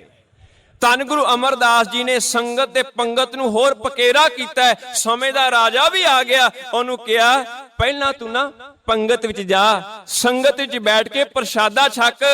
ਕਿਤੇ ਤੇਰੇ ਮਨ ਵਿੱਚ ਇਹ ਨਾ ਰਹਿ ਜਾਏ ਮੈਂ ਰਾਜਾ, ਮੈਂ ਅਮੀਰ ਬਹੁਤ ਆ। ਜਿੱਥੇ ਅੱਜ ਹੱਥੀਂ ਕੰਮ ਕਰਨ ਵਾਲਾ ਬੈਠ ਕੇ ਪ੍ਰਸ਼ਾਦਾ ਛਕ ਰਿਹਾ ਹੈ, ਅਕਬਰ ਉਹਦੇ ਨਾਲ ਬੈਠ ਕੇ ਪ੍ਰਸ਼ਾਦਾ ਛਕ ਰਿਹਾ। ਅੱਜ ਇਹ ਪੰਗਤ ਦੀ ਪ੍ਰਥਾ ਤੇ ਗੁਰੂ ਸਾਹਿਬ ਜੀ ਵੱਲੋਂ ਸ਼ੁਰੂ ਤੋਂ ਤੋਰੀ ਗਈ ਹੈ। ਗੁਰੂ ਰਾਮਦਾਸ ਜੀ ਦੇ ਜੀਵਨ ਵਿੱਚ ਤੁਸੀਂ ਵੇਖੋ, ਥੜੇ ਬਣਾਉਣ ਦਾ ਜ਼ਿਕਰ ਆਉਂਦਾ। ਥੜੇ ਬਣਾਉਣ ਦਾ, ਜਿਸ ਵੇਲੇ ਫਸਲ ਬਾਹਰ ਆ ਜਾਏ ਨਾ, ਉਸ ਵੇਲੇ ਪੰਛੀਆਂ ਦਾ ਬੜਾ ਖਤਰਾ ਹੁੰਦਾ ਹੈ। ਉਦੋਂ ਜਿਹੜੇ ਖੇਤੀ ਕਰਦੇ ਨੇ ਉਹ ਜਾਣਦੇ ਨੇ, ਉੱਚੇ ਥਾਂ ਬਣਾਏ ਜਾਂਦੇ ਨੇ ਤਾਂ ਕਿ ਉੱਤੇ ਖੜੇ ਹੋ ਕੇ ਨਜ਼ਰ ਮਾਰੀ ਜਾਏ। ਜੇ ਕੋਈ ਪੰਛੀ ਆਏ ਤੇ ਉਡਾ ਦਿੱਤੇ ਜਾਣ। ਬਿਲਕੁਲ ਇਸੇ ਤਰੀਕੇ ਨਾਲ ਜਦੋਂ ਗੁਰਗੱਦੀ ਤੇ ਬਿਰਾਜਮਾਨ ਹੋਏ ਧੰਨ ਗੁਰੂ ਰਾਮਦਾਸ ਜੀ, ਉਹਨਾਂ ਨੇ ਇੱਕਦਮ ਖਿਆਲ ਰੱਖਿਆ ਵੀ ਕਿਤੇ ਕੋਈ ਜਾਨਵਰ ਤੇ ਨਹੀਂ ਪੈਂਦਾ, ਕਿਤੇ ਕੋਈ ਪੰਛੀ ਤੇ ਨਹੀਂ ਪੈਂਦਾ। ਗੁਰੂ ਅਰਜਨ ਸਾਹਿਬ ਜੀ ਦਾ ਜੀਵਨ ਪੜ੍ਹ ਕੇ ਵੇਖੋ, ਮੈਨੂੰ ਤੇ ਇੰਜ ਲੱਗਦਾ ਹੈ ਫਸਲ ਵਿੱਚ ਜਦ ਤੱਕ ਖਾਦ ਨਾ ਪਾਈ ਜਾਏ, ਫਸਲ ਚੰਗੀ ਕੋਈ ਨਹੀਂ ਹੁੰਦੀ। ਗੁਰੂ ਅਰਜਨ ਸਾਹਿਬ ਜੀ ਨੇ ਆਪਣੀਆਂ ਹੱਡੀਆਂ ਦੀ, ਆਪਣੇ ਲਹੂ ਦੀ, ਆਪਣੇ ਸਰੀਰ ਦੇ ਛਾਲਿਆਂ ਦੀ, ਆਪਣੀ ਚਰਬੀ ਦੀ ਖਾਦ ਪਾਈ ਹੈ ਇਸ ਖਾਲਸੇ ਦੇ ਫਸਲ ਦੇ ਵਿੱਚ, ਤਾਂ ਇਹ ਫਸਲ ਸਾਹਮਣੇ ਆ ਰਹੀ ਹੈ। ਸਹਿਜੇ ਰਚਿਓ ਖਾਲਸਾ। ਛੇਵੇਂ ਪਾਤਸ਼ਾਹ ਨੇ ਵੇਖਿਆ ਵੀ ਹੁਣ ਫਸਲ ਜਿਹੜੀ ਹੈ ਕਾਫੀ ਉੱਪਰ ਹੋ ਗਈ, ਕਿਤੇ ਬਾਹਰੋਂ ਜਾਨਵਰ ਹੀ ਨਾ ਮੂੰਹ ਪਾੜ ਦੇਣ, ਇਹਨੂੰ ਵਾੜ ਚਾਹੀਦੀ ਹੈ। ਸ਼ਸਤਰ ਧਾਰੀ ਮੀਰੀ ਤੇ ਪੀਰੀ ਦੀਆਂ ਜਿਹੜੀਆਂ ਉਹਨਾਂ ਨੇ ਕਿਰਪਾਨਾਂ ਪਹਿਨੀਆਂ ਨੇ, ਖਾਲਸੇ ਨੂੰ ਸ਼ਸਤਰ ਧਾਰੀ ਉਦੋਂ ਹੀ ਕਰ ਦਿੱਤਾ ਮੇਰੇ ਮਾਲਕ ਨੇ। ਇਤਿਹਾਸ ਪੜੋ, ਕੇਵਲ ਦਸਮ ਪਾਤਸ਼ਾਹ ਜੀ ਨੇ ਹਥਿਆਰ ਨਹੀਂ ਪਕੜਵਾਏ। ਇਹ ਉਵੇਂ ਹੈ ਜਿਵੇਂ ਵਾੜ ਕਰ ਦਿੱਤੀ ਜਾਏ। ਪਰ ਚੇਤੇ ਰੱਖਿਓ, ਇਹਦਾ ਮਤਲਬ ਇਹ ਨਹੀਂ ਵੀ ਖਾਲਸੇ ਦੇ ਹੱਥ ਵਿੱਚ ਕਿਰਪਾਨ ਆ ਗਈ ਕਿ ਐਵੇਂ ਕਿਸੇ ਦਾ ਸਿਰ ਵੜਦਾ ਫਿਰੇ। ਕਦੇ ਵੀ ਖਾਲਸਾ ਹਮਲਾਵਰ ਬਣ ਕੇ ਨਹੀਂ ਗਿਆ। ਤੁਸੀਂ ਜਿੰਨਾ ਮਰਜ਼ੀ ਇਤਿਹਾਸ ਪੜ੍ਹ ਲਓ, ਸ਼ਸਤਰ ਤੇ ਧਾਰਨ ਕੀਤੇ ਪਰ ਹਮਲਾ ਕਰਨ ਨਹੀਂ ਕਦੇ ਵੀ ਗਿਆ। ਜ਼ਾਲਮ ਨੂੰ ਸੋਧਣ ਵਾਸਤੇ ਗਿਆ, ਕਿਸੇ ਦੇ ਰਾਜ ਉੱਤੇ ਕਬਜ਼ਾ ਕਰਨ ਵਾਸਤੇ ਨਹੀਂ ਗਿਆ। ਜੇ ਗਿਆ ਤੇ ਹਾਂ, ਜਿਹੜੇ ਆਏ ਨੇ ਹਮਲਾਵਰ ਹੋ ਕੇ, ਉਹਨਾਂ ਨੂੰ ਜਵਾਬ ਜ਼ਰੂਰ ਦਿੱਤਾ ਹੈ। ਅੱਜ ਵਾੜ ਕਰ ਦਿੱਤੀ ਛੇਵੇਂ ਪਾਤਸ਼ਾਹ ਜੀ ਨੇ। ਸੱਤਵੇਂ ਪਾਤਸ਼ਾਹ ਦਾ ਜੀਵਨ ਮੈਨੂੰ ਇੰਜ ਲੱਗਦਾ ਹੈ, ਕਈ ਵਾਰੀ ਕੀੜੇ ਅੰਦਰੋਂ ਹੀ ਪੈ ਜਾਂਦੇ ਨੇ, ਕਈ ਵਾਰੀ ਬਿਮਾਰੀਆਂ ਫਸਲ ਨੂੰ ਅੰਦਰੋਂ ਹੀ ਲੱਗ ਜਾਂਦੀਆਂ ਨੇ। ਇਹ ਜ਼ਰੂਰੀ ਨਹੀਂ ਕਿ ਬਿਮਾਰੀਆਂ ਬਾਹਰੋਂ ਆਉਣ, ਅੰਦਰੋਂ ਵੀ ਪੈਦਾ ਹੋ ਸਕਦੀਆਂ ਨੇ। ਸਤਿਗੁਰ ਸੱਤਵੇਂ ਪਾਤਸ਼ਾਹ ਦਾ ਜੀਵਨ ਵੇਖਦਾ, ਜਦੋਂ ਘਰ ਦੇ ਵਿੱਚ ਹੀ ਰਾਮ ਰਾਏ ਜੀ ਪੈਦਾ ਹੋ ਗਏ, ਉਹਨਾਂ ਨੇ ਗੁਰਬਾਣੀ ਦਾ ਅਦਬ ਨਹੀਂ ਕੀਤਾ। ਉਹਨਾਂ ਨੇ ਆਪਣੇ ਚਮਤਕਾਰ ਦੇ ਨਾਲ ਆਪਣੇ ਮਗਰ ਲਗਵਾਉਣ ਦੀ ਕੋਸ਼ਿਸ਼ ਕੀਤੀ, ਲੋਕ ਮੇਰੇ ਮਗਰ ਲੱਗ ਜਾਣ। ਮੇਰੇ ਮਾਲਕ ਨੇ ਕਿਹਾ ਅੱਜ ਤੋਂ ਬਾਅਦ ਤੂੰ ਇਧਰ ਮੂੰਹ ਨਾ ਕਰੀ, ਆਪਣੇ ਘਰ ਤੋਂ ਹੀ ਕੱਢ ਦਿੱਤਾ ਤਾਂ ਕਿ ਚੇਤੇ ਰਹੇ ਖਾਲਸਾ ਜੀ, ਜੇ ਕਿਤੇ ਤੁਹਾਡੇ ਘਰ ਵਿੱਚ ਵੀ ਕੋਈ ਐਸਾ ਪੈਦਾ ਹੋ ਜਾਏ ਜੋ ਸਿੱਖੀ ਸਿਧਾਂਤਾਂ ਉੱਤੇ ਨਾ ਚੱਲ ਸਕੇ, ਤੁਹਾਡਾ ਉਹਦੇ ਨਾਲ ਕੋਈ ਸੰਬੰਧ ਨਹੀਂ। ਘਰੋਂ ਵੀ ਬਿਮਾਰੀਆਂ ਪੈਦਾ ਹੋ ਸਕਦੀਆਂ ਨੇ। ਇਹ ਜਾਚ ਸੱਤਵੇਂ ਪਾਤਸ਼ਾਹ ਜੀ ਨੇ ਸਾਨੂੰ ਸਿਖਾਈ। ਫਿਰ ਤੇਜ਼ ਤੋਂ ਵੀ ਬਚਾਉਣਾ ਪੈਂਦਾ ਹੈ, ਧੁੱਪ ਆਦਿ ਤੋਂ ਵੀ ਬਚਾਉਣਾ ਪੈਂਦਾ। ਕਈ ਵਾਰ ਜੇ ਜ਼ਿਆਦਾ ਐਸਾ ਮੌਸਮ ਹੋ ਜਾਏ, ਔਰੰਗਜ਼ੇਬ ਚਾਹੁੰਦਾ ਹੈ ਕਿ ਮੈਂ 8ਵੇਂ ਪਾਤਸ਼ਾਹ ਨੂੰ ਮਿਲਾਂ, ਮੇਰੇ ਮਾਲਕ ਦਰਵਾਜ਼ੇ ਬੰਦ ਕਰ ਲੈਂਦੇ ਨੇ। ਬੰਦ ਕਰ ਲੈਂਦੇ ਨੇ। ਲੋੜ ਨਹੀਂ ਤੈਨੂੰ ਮਿਲਣ ਦੀ, ਮੈਨੂੰ ਲੋੜ ਨਹੀਂ, ਕਿਉਂਕਿ ਜੇ ਤੂੰ ਆਉਣਾ ਨੁਕਸਾਨ ਹੁੰਦਾ ਖਾਲਸਾ ਫੌਜ ਦਾ। ਜੇ ਮੈਂ ਤੇਰੇ ਵਾਸਤੇ ਦਰਵਾਜ਼ੇ ਬੰਦ ਕਰਦਾ, ਖਾਲਸੇ ਨੂੰ ਚੇਤੇ ਆ ਜਾਏਗੀ ਇਹ ਗੱਲ, ਭਾਵੇਂ ਸਮੇਂ ਦਾ ਰਾਜਾ ਕਿਉਂ ਨਾ ਹੋਵੇ, ਜੇ ਉਹ ਜ਼ੁਲਮੀ ਹੈ, ਕੋਈ ਕਿਸੇ ਪ੍ਰਕਾਰ ਦਾ ਵੀ ਸਬੰਧ ਨਹੀਂ ਖਾਲਸੇ ਦਾ। ਲਾਲਚ ਵਿੱਚ ਆ ਕੇ, ਉਹਦੀ ਸ਼ਕਤੀ ਤੋਂ ਡਰ ਕੇ, ਕਿਸੇ ਮਤਲਬ ਵਾਸਤੇ ਉਹਦੇ ਦਰਵਾਜ਼ੇ ਖੋਲ ਦੇਣੇ ਨਹੀਂ, ਖਾਲਸਾ ਕਦੇ ਵੀ ਐਸਾ ਨਹੀਂ ਕਰੇਗਾ। ਸਮੇਂ ਦਾ ਰਾਜਾ ਵੀ ਜੀ ਹੈ, ਜੇ ਉਹ ਜ਼ੁਲਮੀ ਹੈ। ਤੂੰ ਆਪਣੇ ਪਿਓ ਨੂੰ ਮਾਰਨ ਵਾਲਾ, ਆਪਣੇ ਭਰਾਵਾਂ ਨੂੰ ਮਾਰਨ ਵਾਲਾ, ਆਪਣੇ ਰਿਸ਼ਤੇਦਾਰਾਂ ਨੂੰ ਮਾਰਨ ਵਾਲਾ, ਹੁਣ ਤੂੰ ਚਾਹੁੰਦਾ ਗੁਰੂ ਤੈਨੂੰ ਦਰਸ਼ਨ ਦੇਵੇ, ਤੈਨੂੰ ਕਦੇ ਵੀ ਦਰਸ਼ਨ ਨਹੀਂ ਹੋਣਗੇ। ਦਰਵਾਜ਼ੇ ਬੰਦ ਰੱਖੇ 8ਵੇਂ ਪਾਤਸ਼ਾਹ ਨੇ ਉਹਦੇ ਵਾਸਤੇ, ਖਾਲਸੇ ਅੰਦਰੇ ਜੁਗਤ ਭਰਨ ਵਾਸਤੇ। ਹੁਣ ਚੇਤੇ ਰੱਖਿਓ, ਜਦੋਂ ਫਸਲ ਪੈਦਾ ਹੁੰਦੀ ਹੈ ਨਾ, ਫਸਲ ਦੂਜਿਆਂ ਵਾਸਤੇ ਪੈਦਾ ਹੁੰਦੀ ਹੈ। ਫਸਲ ਨੇ ਹਮੇਸ਼ਾ ਦੂਜਿਆਂ ਦਾ ਢਿੱਡ ਹੀ ਭਰਨਾ ਹੈ। ਇਸ ਗੱਲ ਨੂੰ ਥੋੜਾ ਗੰਭੀਰਤਾ ਦੇ ਨਾਲ ਲਈਏ। ਫਸਲ ਨੇ ਦੂਜਿਆਂ ਦਾ ਢਿੱਡ ਹੀ ਭਰਨਾ ਹੈ। ਕਣਕ ਹੋਈ, ਕਣਕ ਨੇ ਕਿੰਨੇ ਜੀ ਪਾਲ ਜਾਣੇ ਨੇ, ਪਰ ਖਾਣ ਤੋਂ ਪਹਿਲਾਂ ਨਾ ਤੋੜ ਕੇ ਦੇਖੀਦਾ ਵੀ ਪੱਕ ਗਈ। ਧੰਨ ਗੁਰੂ ਤੇਗ ਬਹਾਦਰ ਸਾਹਿਬ ਜੀ ਦੀ ਕੁਰਬਾਨੀ ਇਹ ਦੱਸ ਰਹੀ ਹੈ ਵੀ ਇਹ ਖਾਲਸਾ, ਜੇ ਤੈਨੂੰ ਆ ਆਕਾਰ ਦਿੱਤਾ, ਤੈਨੂੰ ਆ ਰੂਪ ਦਿੱਤਾ, ਤੈਨੂੰ ਆ ਸਾਰੇ ਦਾ ਸਾਰਾ ਤੇਜ ਦਿੱਤਾ, ਚੇਤੇ ਰੱਖੀ ਲੋਕ ਭਲਾਈ ਵਾਸਤੇ ਹੈ। ਜੇ ਆਪਣੀ ਜਾਨ ਵੀ ਦੇਣੀ ਪੈ ਜਾਏ ਕਿਸੇ ਵਾਸਤੇ ਵੀ, ਕੋਈ ਸਬੰਧ ਨਹੀਂ, ਆਪਸੀ ਤੇ ਕੋਈ ਸਬੰਧ ਨਹੀਂ ਨਾ, ਕੋਈ ਸਿਧਾਂਤਕ ਸਬੰਧ ਨਹੀਂ। ਜਨੇਊ ਪਾਉਂਦੇ ਨਹੀਂ, ਪੱਥਰ ਨੂੰ ਪੂਜਦੇ ਨਹੀਂ। ਇਸੇ ਕਰਕੇ ਤੇ ਕਿਹਾ ਸੀ ਕਾਜ਼ੀਆਂ ਨੇ, ਨਾ ਤੁਸੀਂ ਪੱਥਰ ਪੂਜਦੇ ਹੋ, ਨਾ ਤੁਸੀਂ ਜਨੇਊ ਪਾਉਂਦੇ ਹੋ, ਫਿਰ ਇਹਦੀ ਰੱਖਿਆ ਵਾਸਤੇ ਕਿਉਂ ਆ ਗਏ ਤੁਸੀਂ? ਗੁਰੂ ਸਾਹਿਬ ਜੀ ਨੇ ਇਹ ਗੱਲ ਕਹੀ ਸੀ, ਅਕਾਲ ਪੁਰਖ ਵਾਹਿਗੁਰੂ ਸਾਰਿਆਂ ਦਾ ਹੈ। ਅਕਾਲ ਪੁਰਖ ਵਾਹਿਗੁਰੂ ਤੇ ਐਸਾ ਹੈ ਜਿਹੜਾ ਉਹਨੂੰ ਨਹੀਂ ਮੰਨਦਾ, ਰੱਬ ਉਹਨੂੰ ਵੀ ਰੋਟੀ ਦੇ ਰਿਹਾ ਹੈ। ਸਾਨੂੰ ਤੇ ਧੰਨ ਗੁਰੂ ਨਾਨਕ ਸਾਹਿਬ ਦੇ ਦਰ ਤੋਂ ਇਹ ਸਿੱਖਿਆ ਮਿਲੀ ਹੈ ਕਿ ਜਿਹਦੇ ਨਾਲ ਵਧੀਕੀ ਹੋ ਰਹੀ ਹੋਵੇ, ਜਿਹਦੇ ਨਾਲ ਵੀ ਜ਼ੁਲਮ ਹੋ ਰਿਹਾ ਹੋਵੇ, ਤੂੰ ਉਹਦੀ ਬਾਹ ਫੜਨੀ ਹੈ, ਤੂੰ ਉਹਦੀ ਸਹਾਇਤਾ ਕਰਨੀ ਹੈ। ਅਸੀਂ ਤਾਂ ਸਹਾਇਤਾ ਕਰਨ ਵਾਸਤੇ ਆਏ, ਸਾਡਾ ਸਿਧਾਂਤ ਕੋਈ ਨਹੀਂ ਮਿਲਦਾ ਭਾਵੇਂ, ਤਾਂ ਕਿ ਖਾਲਸੇ ਨੂੰ ਇਹ ਗੱਲ ਸਮਝ ਆ ਜਾਏ। ਕਿੰਨਾ ਪਿਆਰਾ ਬਚਨ ਹੈ, ਖਾਲਸਾ ਅਕਾਲ ਪੁਰਖ ਕੀ ਫੌਜ। ਫੌਜ ਕੀ ਕਰਦੀ ਹੈ? ਫੌਜ ਕੇਵਲ ਆਪਣਾ ਘਰ ਹੀ ਨਹੀਂ ਬਚਾਉਂਦੀ, ਉਹਨੂੰ ਆਪਣੇ ਪੂਰੇ ਦੇਸ਼ ਜਿੰਨੇ ਘਰ ਨੇ ਉਹਦੀ ਚਿੰਤਾ ਹੁੰਦੀ ਹੈ। ਆਪਣਾ ਘਰ-ਬਾਰ ਛੱਡ ਦਿੰਦੀ ਹੈ। ਜਿਹੜੀ ਬਾਰਡਰ ਦੇ ਵਿੱਚ ਲੱਗੀ ਹੋਈ ਫੌਜ ਹੈ, ਕਦੇ ਵੇਖੋ ਆਪਣੇ ਘਰ ਵਿੱਚ ਨਹੀਂ ਬੈਠੇ। ਅਸੀਂ ਆਪਣੇ ਘਰ ਵਿੱਚ ਬੈਠੇ ਹਾਂ, ਅਸੀਂ ਆਪਣੇ ਘਰ ਵਿੱਚ ਚੰਗੀ ਤਰ੍ਹਾਂ ਬਹਿ ਕੇ ਜੀਵਨ ਗੁਜ਼ਾਰ ਸਕੀਏ। ਆਪਣਾ ਘਰ ਛੱਡ ਕੇ ਸਾਡੇ ਲਈ ਛਾਤੀਆਂ ਤਾਣ ਕੇ ਖੜੋਤੇ ਨੇ। ਜੇ ਗੋਲੀ ਚੱਲੇਗੀ ਪਹਿਲਾਂ ਸਾਡੀਆਂ ਛਾਤੀਆਂ ਤੇ ਲੱਗੇਗੀ, ਫਿਰ ਤੁਹਾਡੇ ਕੋਲ ਆਏਗੀ। ਮੇਰੇ ਮਾਲਕ ਨੇ ਸਮਝਾਇਆ, ਖਾਲਸਾ ਤੂੰ ਸੰਸਾਰ ਦੀ ਸੇਵਾ ਵਾਸਤੇ ਹੈ, ਕਿਤੇ ਇਹ ਨਾ ਸਮਝੀ, ਮਾਫ ਕਰਨਾ ਮੈਂ ਬਚਨ ਤਾਂ ਕਹਿ ਰਿਹਾ, ਅਸੀਂ ਇੱਕ ਪੱਖ ਹੀ ਕਈ ਵਾਰ ਲੈਂਦੇ, ਰਾਜ ਕਰੇਗਾ ਖਾਲਸਾ। ਅਸੀਂ ਇਹ ਪੰਕਤੀ ਨੂੰ ਲੈ ਕੇ ਸੋਚਦੇ ਹਾਂ ਵੀ ਅਸੀਂ ਰਾਜ ਕਰਨਾ ਹੈ। ਕਿੱਥੇ ਰਾਜ ਕਰਨਾ ਹੈ? ਇੰਨੇ ਕੁ ਖਿੱਤੇ ਤੇ। ਚੇਤੇ ਰੱਖਿਓ, ਅਕਾਲ ਪੁਰਖ ਦੀ ਫੌਜ ਹੈ, ਅਕਾਲ ਪੁਰਖ ਦਾ ਰਾਜ ਤੇ ਪੂਰੇ ਸੰਸਾਰ 'ਚ ਹੈ। ਉਹਦੀ ਫੌਜ ਦਾ ਰਾਜ ਵੀ ਫਿਰ ਸਾਰੇ ਸੰਸਾਰ ਵਿੱਚ ਹੈ। ਕਿਸੇ ਇੱਕ ਖਿੱਤੇ ਤੇ ਰਾਜ ਕਰਨ ਦੀ ਗੱਲ ਨਹੀਂ ਹੈ, ਲੋਕਾਂ ਦੇ ਦਿਲਾਂ ਤੇ ਰਾਜ ਕਰਨਾ ਚਾਹੀਦਾ ਹੈ। ਖਾਲਸੇ ਨੇ ਹਮੇਸ਼ਾ ਲੋਕਾਂ ਦੇ ਦਿਲਾਂ ਤੇ ਰਾਜ ਕੀਤਾ ਹੈ। ਕਦੇ ਇਤਿਹਾਸ ਪੜ੍ਹ ਕੇ ਵੇਖੀਏ ਅਸੀਂ, 10ਵੇਂ ਪਾਤਸ਼ਾਹ ਜੀ ਨੇ ਵੀ ਆਪਣਾ ਸਰਬੰਸ ਵਾਰਿਆ, ਇਹ ਜਾਚ ਦੱਸੀ ਵੀ ਖਾਲਸਾ ਚੇਤੇ ਰੱਖੀ, ਜੇ ਤੈਨੂੰ ਅੰਮ੍ਰਿਤ ਦੀ ਦਾਤ ਦਿੱਤੀ ਇਸ ਕਰਕੇ ਦਿੱਤੀ ਤੂੰ ਆਪ ਵੀ ਜੀਵੇਂ ਤੇ ਦੂਜਿਆਂ ਨੂੰ ਵੀ ਜੀਵਨ ਦੇ ਸਕੇ। ਖਾਲਸੇ ਨੇ ਹਮੇਸ਼ਾ ਦੂਜਿਆਂ ਨੂੰ ਜੀਵਨ ਦਿੱਤਾ ਹੈ। ਇੱਕ ਪੱਖ ਮੈਂ ਹੋਰ ਛੇੜਨਾ ਚਾਹੁੰਦਾ, ਜਦੋਂ ਅੰਮ੍ਰਿਤ ਪਾਨ ਕਰਵਾਇਆ, ਗੱਲ ਮੈਂ ਬਾਅਦ ਵਿੱਚੋਂ ਕਰਾਂਗਾ, ਪਹਿਲਾਂ ਮੈਂ ਅੰਮ੍ਰਿਤ ਪਾਨ ਕਰਨ ਦੀ ਗੱਲ ਤੇ ਆਵਾਂ। ਵੈਸੇ ਕਿੰਨੇ ਸ਼ਰਮ ਦੀ ਗੱਲ ਹੈ ਨਾ ਵੀ ਸਿੱਖਾਂ ਨੂੰ ਕਹਿਣਾ ਪਵੇ ਕਿ ਅੰਮ੍ਰਿਤ ਪਾਨ ਕਰੋ। ਸੋਚ ਕੇ ਵੇਖੋ, ਸਿੱਖਾਂ ਨੂੰ ਕਹਿਣ ਦੀ ਲੋੜ ਹੈ ਕਿ ਅੰਮ੍ਰਿਤ ਪਾਨ ਕਰੋ। ਸਿੱਖ ਤੇ ਹੈ ਹੀ ਐਸਾ ਜਿਹਨੂੰ ਬਚਪਨ ਤੋਂ ਹੀ ਇਹ ਸਿਖਾਇਆ ਗਿਆ ਤੇਰਾ ਸੰਬੰਧ ਅੰਮ੍ਰਿਤ ਨਾਲ ਹੈ। ਜਪਜੀ ਸਾਹਿਬ ਦਾ ਪਾਠ ਪੜ੍ਹਦੇ ਆ, ਰੱਬ ਨੂੰ ਮਿਲਣਾ ਚਾਹੁੰਦਾ? ਹਾਂਜੀ ਮਿਲਣਾ ਚਾਹੁੰਦਾ ਵਾ। ਸਵਾਲ ਕਰ ਦਿੱਤਾ, ਮੂੰਹੋਂ ਕਿ ਬੋਲਣ ਬੋਲੀ ਐ, ਜਿਤ ਸੁਣ ਧਰੇ ਪਿਆਰ, ਤੇ ਜਵਾਬ ਆਇਆ ਅੰਮ੍ਰਿਤ ਵੇਲਾ ਸੱਚ ਨਾਉ ਵਡਿਆਈ ਵਿਚਾਰ। ਤੇਰਾ ਸੰਬੰਧ ਹੀ ਅੰਮ੍ਰਿਤ ਨਾਲ ਜੋੜਿਆ। ਜਿਸ ਵੇਲੇ ਤੂੰ ਰੱਬ ਦੀ ਬੰਦਗੀ ਵਿੱਚ ਜੁੜਦਾ ਉਹ ਅੰਮ੍ਰਿਤ ਵੇਲਾ ਹੋ ਜਾਂਦਾ ਹੈ।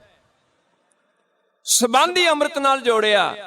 ਪਰ ਅੱਜ ਸਿੱਖ ਨੂੰ ਕਹਿਣਾ ਪਵੇ ਤੂੰ ਅੰਮ੍ਰਿਤ ਪਾਨ ਕਰ, ਇਹਦਾ ਮਤਲਬ ਸਮਝ ਨਹੀਂ ਸਕੇ। ਅਸੀਂ ਸੋਚਿਆ ਅਸੀਂ ਸੇਵਾ ਕਰ ਰਹੇ ਹਾਂ, ਸਾਨੂੰ ਅੰਮ੍ਰਿਤ ਛਕਣ ਦੀ ਕੀ ਲੋੜ ਹੈ? ਪਰ ਜੀ ਕੋਈ ਐਬ ਨਹੀਂ ਹੈ ਸਾਡੇ ਵਿੱਚ, ਅਸੀਂ ਕੁਝ ਖਾਂਦੇ ਪੀਂਦੇ ਨਹੀਂ, ਸਾਨੂੰ ਕੀ ਅੰਮ੍ਰਿਤ ਛਕਣ ਦੀ ਲੋੜ ਹੈ? ਬੜੀਆਂ ਐਸੀਆਂ ਕਹਾਣੀਆਂ ਸਾਡੇ ਸਾਹਮਣੇ ਆਉਂਦੀਆਂ ਨੇ।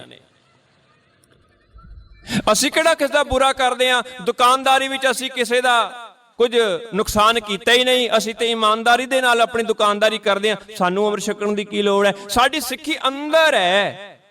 ਸਾਰੀ ਉਮਰ ਨਿਕਲ ਜਾਂਦੀ ਬੰਦੇ ਦੀ, ਅੰਦਰ ਹੀ ਤਾਂ ਦਿਖਦਾ ਨਹੀਂ। ਅੰਦਰ ਕਿੱਥੇ ਦਿਖਦਾ ਸਾਨੂੰ? ਪਰ ਇਸ ਵੇਲੇ ਅਸੀਂ ਇੱਕਦਮ ਇਹ ਕਹਿ ਕੇ ਸਾਡੇ ਅੰਦਰ ਸਿੱਖੀ ਹੈ, ਅੰਮ੍ਰਿਤ ਛਕਣ ਦੀ ਕੋਈ ਲੋੜ ਨਹੀਂ ਕਹਿ ਦਿੰਨੇ ਆ। ਕਵੀ ਸਰਦਾਰ ਤਰਲੋਕ ਸਿੰਘ ਉਂਚਾ ਜੀ ਦੇ ਸਾਹਮਣੇ ਗੱਲ ਕਹੀ ਗਈ,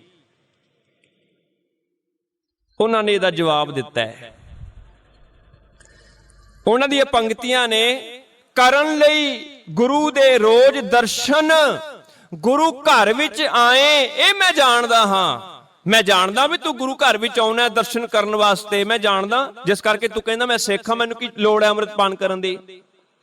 ਕਰਨ ਲਈ ਗੁਰੂ ਦੇ ਰੋਜ਼ ਦਰਸ਼ਨ, ਗੁਰੂ ਦਰ ਤੇ ਆਏ ਇਹ ਮੈਂ ਜਾਣਦਾ ਹਾਂ। ਬੜੀ ਸ਼ਰਧਾ ਸਤਿਕਾਰ ਤੇ ਪ੍ਰੇਮ ਦੇ ਨਾਲ ਆ ਕੇ ਸੀਸ ਝੁਕਾਏ ਇਹ ਮੈਂ ਜਾਣਦਾ ਹਾਂ। ਆਪਣੀ ਦਸਾਂ ਨੋਹਾਂ ਦੀ ਕੀਤੀ ਕਮਾਈ ਵਿੱਚੋਂ ਮਾਇਆ ਗੋਲਕ ਵਿੱਚ ਪਾਏ ਇਹ ਮੈਂ ਜਾਣਦਾ ਹਾਂ। ਗੁਰੂ ਘਰ ਦੇ ਗੁੰਮਦ ਲਿਸ਼ਕਾਣ ਦੇ ਲਈ ਬੜਾ ਸੋਨਾ ਚੜਾਏ ਇਹ ਮੈਂ ਜਾਣਦਾ ਹਾਂ। ਇਹ ਮੈਂ ਜਾਣਦਾ ਹਾਂ। ਸੇਵਾ ਦੇ ਪਿੜ ਅੰਦਰ ਸੇਵਾ ਕਰਦਿਆਂ ਕਦੇ ਅੱਕਿਆ ਥੱਕਿਆ ਨਹੀਂ, ਪਰ ਤੈਨੂੰ ਸਿੰਘ ਕਹਾਉਣ ਦਾ ਹੱਕ ਕੋਈ ਨਹੀਂ ਜੇ ਤੂੰ ਖੰਡੇ ਦੀ ਪਾਹੁਲ ਨੂੰ ਛਕਿਆ ਨਹੀਂ।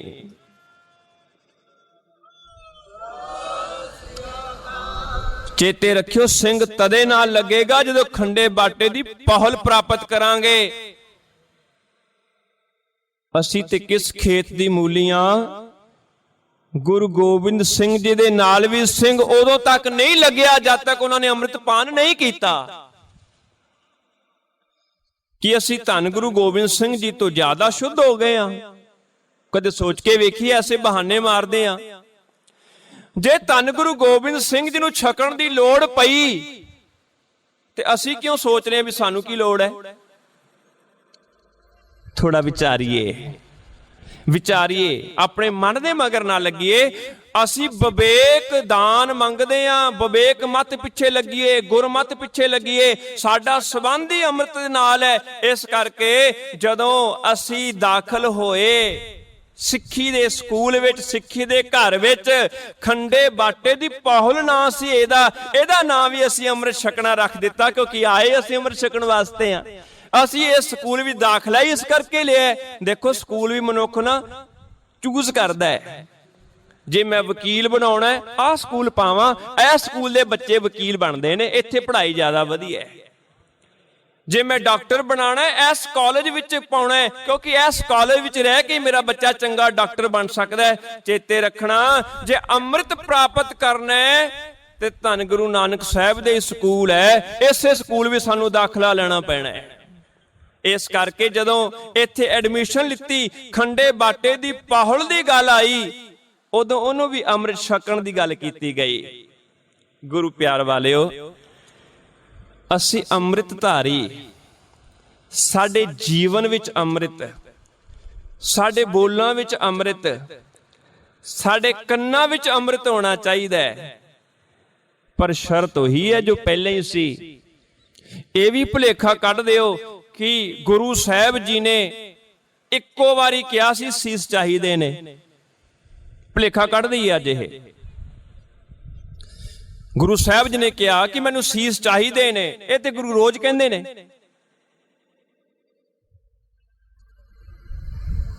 ਇਹਦੇ ਪਿੱਛੇ ਵੀ ਕਈ ਕਹਾਣੀਆਂ, ਮੈਂ ਇੱਕ ਗੱਲ ਕਹਿ ਕੇ ਸਮਾਪਤ ਕਰਾਂ। ਇਤਿਹਾਸਕਾਰ ਕਹਿੰਦੇ ਨੇ ਗੁਰੂ ਸਾਹਿਬ ਜੀ ਤੰਬੂ ਦੇ ਅੰਦਰ ਲੈ ਗਏ। ਗੁਰੂ ਸਾਹਿਬ ਕਿਉਂ ਤੰਬੂ ਦੇ ਅੰਦਰ ਲੈ ਗਏ? ਗੁਰੂ ਸਾਹਿਬ ਜੀ ਨੇ ਨਹੀਂ ਸੀ ਇਹ ਸਾਹਮਣੇ ਦਿਖਾਉਣਾ ਵੀ ਕੀ ਕੌਤਕ ਹੈ, ਪਰ ਸਾਨੂੰ ਕਈਆਂ ਨੂੰ ਆਦਤ ਹੈ ਤੰਬੂ ਚੱਕ ਚੱਕ ਕੇ ਦੇਖਣ ਦੀ ਵੀ ਅੰਦਰ ਕੀ ਹੋਇਆ। ਫਿਰ ਕਈ ਵਿਚਾਰਧਾਰਾਵਾਂ ਵਿੱਚੋਂ ਪੈਦਾ ਹੋ ਜਾਂਦੀਆਂ ਨੇ।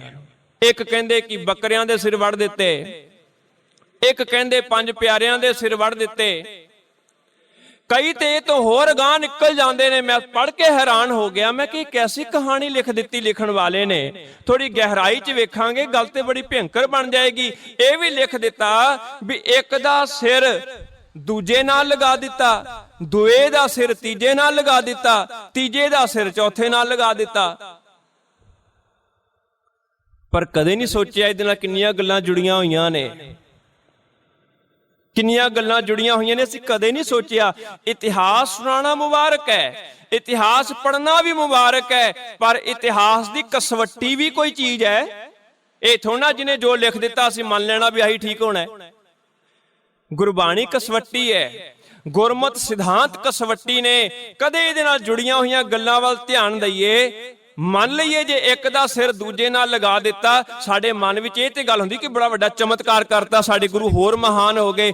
ਪਰ ਇਹ ਨਹੀਂ ਕਦੇ ਸੋਚਿਆ ਅੱਜ ਉਹਨਾਂ ਦੀਆਂ ਘਰ ਵਾਲੀਆਂ ਵੀ ਤੇ ਸੀ ਨਾ, ਵਿਆਹੇ ਹੋਏ ਸਨ। ਭਾਈ ਦਇਆ ਸਿੰਘ ਜੀ, ਭਾਈ ਧਰਮ ਸਿੰਘ ਜੀ, ਕਦੇ ਨਹੀਂ ਅਸੀਂ ਵਿਚਾਰ ਕੀਤਾ ਉਹਨਾਂ ਦੀਆਂ ਘਰ ਵਾਲੀਆਂ ਦੇ ਸਾਹਮਣੇ ਜਦੋਂ ਕੋਈ ਜਾਏਗਾ ਧੜ ਕਿਸੇ ਹੋਰ ਦਾ ਹੈ, ਮੂੰਹ ਕਿਸੇ ਹੋਰ ਦਾ ਹੈ। ਉਹਨਾਂ ਦੇ ਗ੍ਰਸਥ ਜੀਵਨ ਬਾਰੇ ਅਸੀਂ ਕਦੇ ਨਹੀਂ ਸੋਚਿਆ। ਹੁਣ ਉਹ ਔਰਤ ਕਿੱਧਰ ਜਾਏਗੀ, ਉਹ ਕੀ ਸੋਚੇਗੀ? ਮੂੰਹ ਮੇਰੇ ਘਰ ਵਾਲੇ ਦਾ, ਧੜ ਨਹੀਂ ਹੈ ਮੇਰੇ ਘਰ ਵਾਲੇ ਦਾ। ਫਿਰ ਉਮਰ ਦਾ ਅਸੀਂ ਧਿਆਨ ਨਹੀਂ ਰੱਖਿਆ। ਅਸਲ ਵਿੱਚ ਇਹ ਪ੍ਰਤੀਕਮਈ ਗੱਲਾਂ ਨੇ, ਗੁਰੂ ਗ੍ਰੰਥ ਸਾਹਿਬ ਵਿੱਚ ਵੀ ਹੈਗੀਆਂ ਨੇ, ਗੁਰੂ ਗ੍ਰੰਥ ਸਾਹਿਬ ਵਿੱਚ ਵੀ ਹੈਗੀਆਂ ਨੇ। ਕਿਵੇਂ? ਗੁਰੂ ਗ੍ਰੰਥ ਸਾਹਿਬ ਜੀ ਕਹਿੰਦੇ ਜੇ ਕੋਈ ਆ ਜਾਏ ਨਾ, ਮੈਨੂੰ ਕੋਈ ਰੱਬ ਦੀ ਗੱਲ ਸੁਣਾਵੇ ਤੇ ਮੈਂ ਕੀ ਕਰਾਂ? ਅੱਖੀਂ ਕਾਢ ਧਰੀ ਚਰਣਾ ਤਲ।